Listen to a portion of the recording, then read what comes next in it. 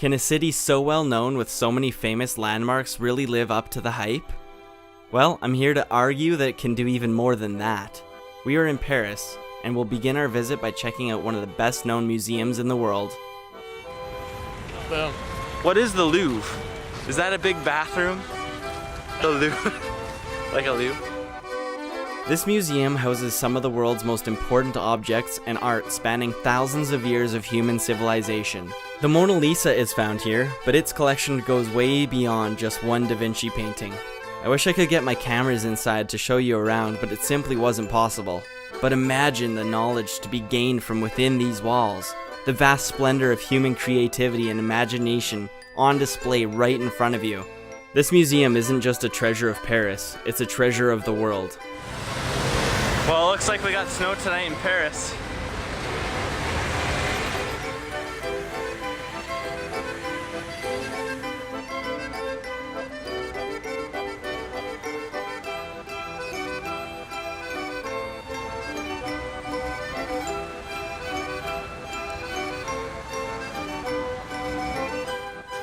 Well, this is just outside the Notre Dame Cathedral.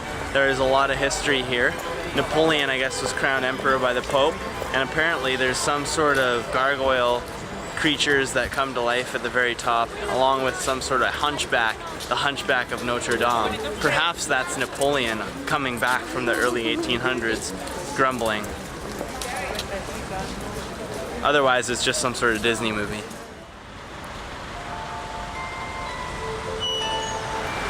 Alright, a bit of a history lesson on the Arc de Triomphe, which is seen directly behind me.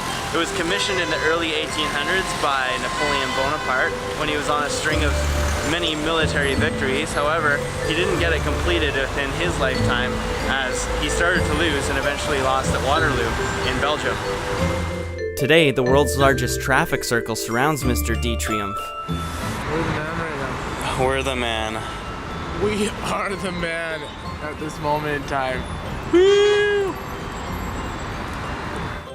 Just in case you didn't think it was really all that tall, I'm standing 600 meters away and still can't fit it in the camera angle. I've been to my fair share of tourist monuments. Some of them don't live up to the hype. The Eiffel Tower goes far above and beyond anything that you ever expect. You see it a whole bunch of times in postcards, on film, and the like.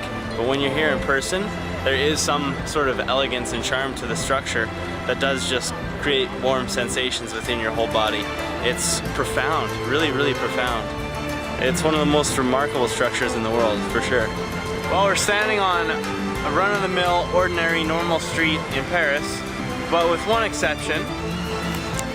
Oh, hey look, it's the Eiffel Tower.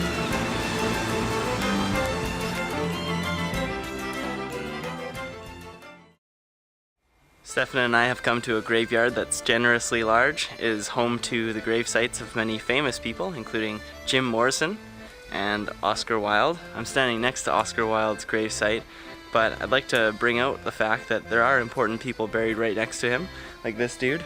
He doesn't get as much recognition. I don't know who he is, but I'm sure he was important as well. But yeah, there's lots of graves here. It's huge. It's like, I don't know, very big. Few reasons I'm proud to be Irish.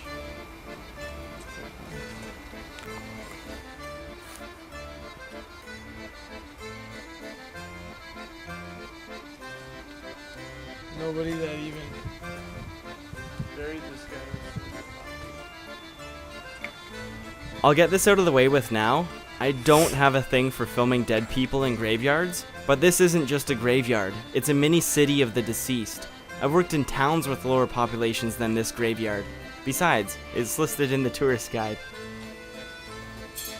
By some accounts, Jim Morrison had a remarkable life, not so remarkable death, and not a remarkable gravesite. Once again proving that we are all mortal here on Earth.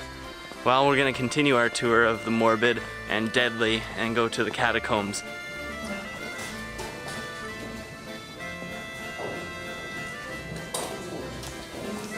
Okay, and here we are in the Catacombs. Walls and walls, kilometers upon kilometers, full of skull and bone. Dark, gloomy, nifty. When sanitary conditions in overcrowded cemeteries started seeping undesirable material into Paris's well water supply in the late 1700s, these former rock quarry tunnels were used to solve this city's dilemma of the deceased. Well, it took quite a few Parisians to build this place. Some 6 million Parisians, in fact.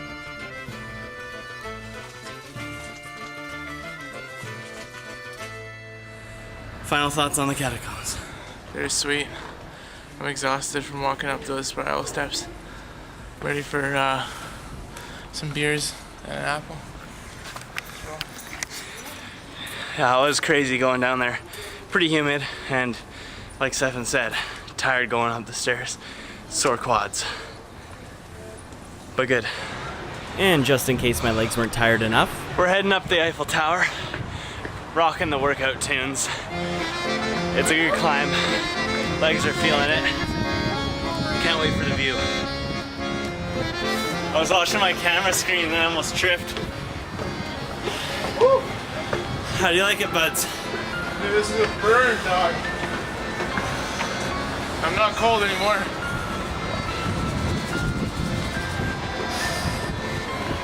€3.50, not bad for a workout. Less than a gym pass. That only took like 2 minutes and we're already at the top. Great views. I'm going to give you some insight into my psyche when I travel in a place with as much fascinating history as Paris.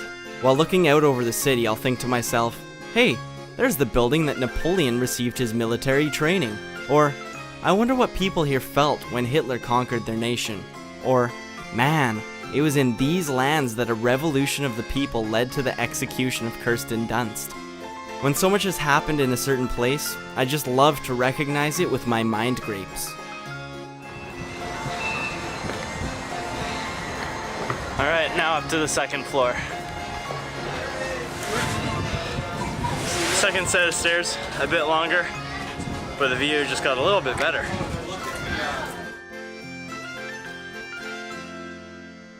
Not a bad way to end things off in this marvelous capital, wouldn't you agree? Alright, it's official. It's pretty incredible up here. All for €3.50. That's like $4.25 Canadian. Man, it was in these lands that a nation's hopes and dreams were given to London when they lost the 2012 Olympic bid.